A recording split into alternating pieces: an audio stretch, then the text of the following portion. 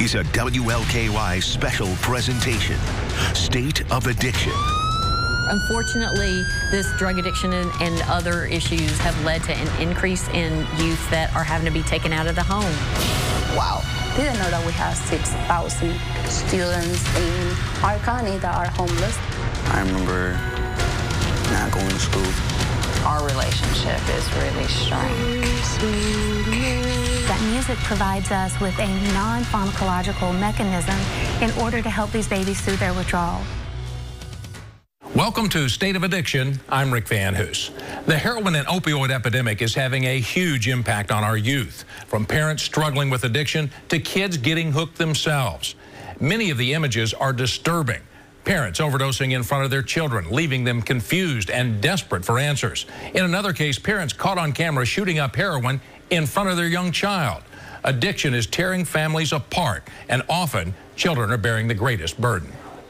Many of them end up in foster care. In fact, more than 428,000 children are in foster care in the United States right now.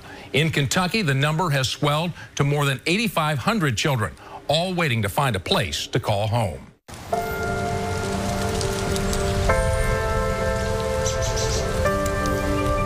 St. Joseph Children's Home on Frankfort Avenue is a safe haven for children. We take care of the most severely abused and neglected children in Kentucky.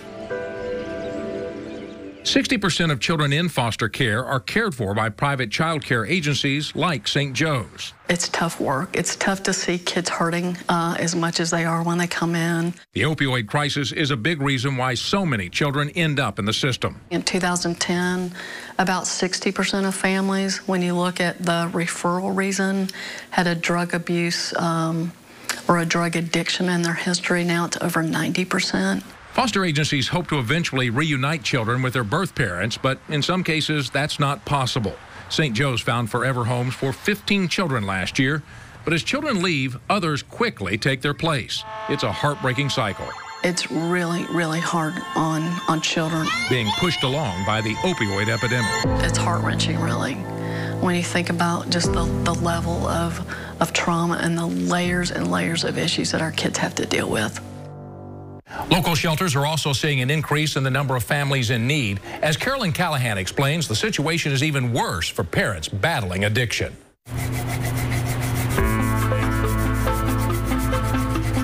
It's a sad reality. I don't think anybody would be surprised to hear that Louisville has seen an increase in addiction, especially opioid addiction. And it's impacting Louisville's youngest residents. One of the kids said, my mom took a shot this morning and now she won't wake up. That's heartbreaking. It is. Drug addiction isn't just hurting the user. The pain for the user's family can be enormous. Johanna Wint is the director of the Center of Hope, the social services arm of Louisville's Salvation Army. In a 6-week period, 3 parents at the shelter overdosed on drugs. In 2 cases, they were heroin overdoses. The Salvation Army doesn't have a children's shelter, so when kids are left behind because mom or dad needs help, Wint and her staff have to find a place for them. Sometimes that's with other family members. Other times it's in the foster system. Unfortunately, this drug addiction and other issues have led to an increase in youth that are having to be taken out of the home. And so our foster care numbers increased about 8% just in this last year to over 8,500. And that's for the whole state, not just Louisville. Natalie Harris is the executive director of Louisville's Coalition for the Homeless. She says annually there are approximately 6,000 people homeless in Louisville. Last year, 848 people aged 24 and younger were homeless in the community. You'll see the Safe Place signs throughout our community as a place that a young person can go to, and they can immediately get help at any of those locations. The Homeless Coalition works with Safe Place to get kids the help they need. And getting those children to school is challenging. 6% of the JCPS student body is considered homeless. That means, according to federal guidelines, they lack a fixed, regular, and adequate nighttime residence. When I try to tell people 6% is a large number, when I say it's 6,000, that's usually their reaction. Wow, didn't know that we have 6,000 students in our county that are homeless, that don't have a place to sleep. Giselle Danger is the homeless education coordinator for Jefferson County Public Schools. When I compare my district to other districts around in Kentucky, there is no comparison there. And even when we compare ourselves with other large urban districts, we have a high percent of homeless students. The high number of students considered homeless has to do with the district's advanced ability to identify families in need. Every school has a homeless liaison who works to identify and help students facing homelessness. Once identified, those students are protected by the federal government. Research has actually been able to determine that every time a homeless student moves from school to school, they're missing 4 to 6 academic months. So imagine if every time you move, you are missing 4 to 6 months of academic content. That is a lot. Both Harris and Wint say even though Louisville has a lot of services, more are needed. When you have 40 to 50 families on a waiting list at any given time that need housing, it's never enough.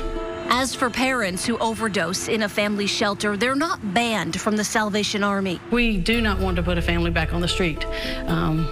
That's never been our goal. The adults receive help to be better parents and better to themselves. But once we get them and be able to work with them, and then they begin to think, I need to change my life for my children, and I want them to have a better life.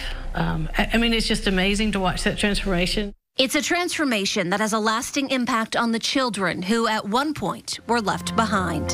When you hear a kid who says, you know, I have a home and I've got a room, I mean, that makes working through the hard days of drug addiction and having to, you know, send parents out.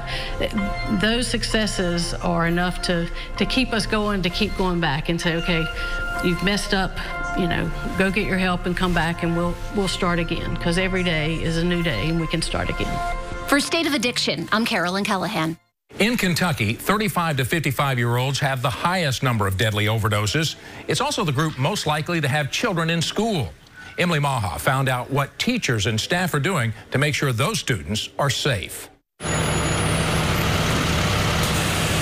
When they get off the bus in the afternoon, they don't know what to expect when they get in the house. Unfortunately, the reality is that a lot of times they're worried. They're taking on adult responsibilities as very young children. They're taking care of younger siblings.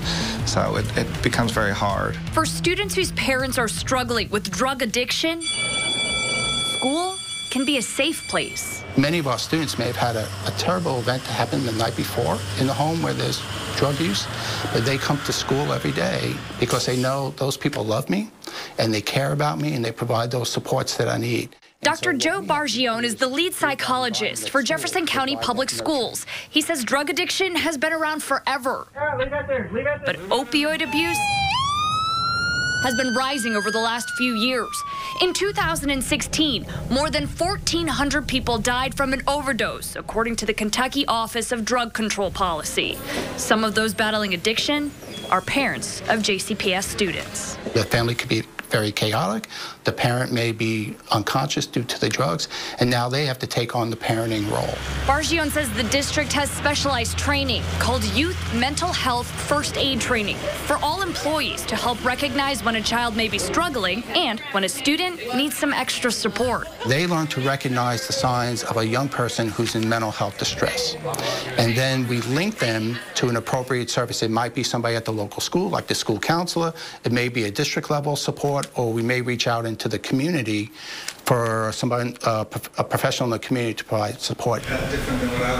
Dr. Damian Sweeney is no stranger to the halls of Seneca High School. He's been working as a guidance counselor here for 7 years. This job is amazing. We love the counselors in JCPS. We love our jobs. We're passionate about kids.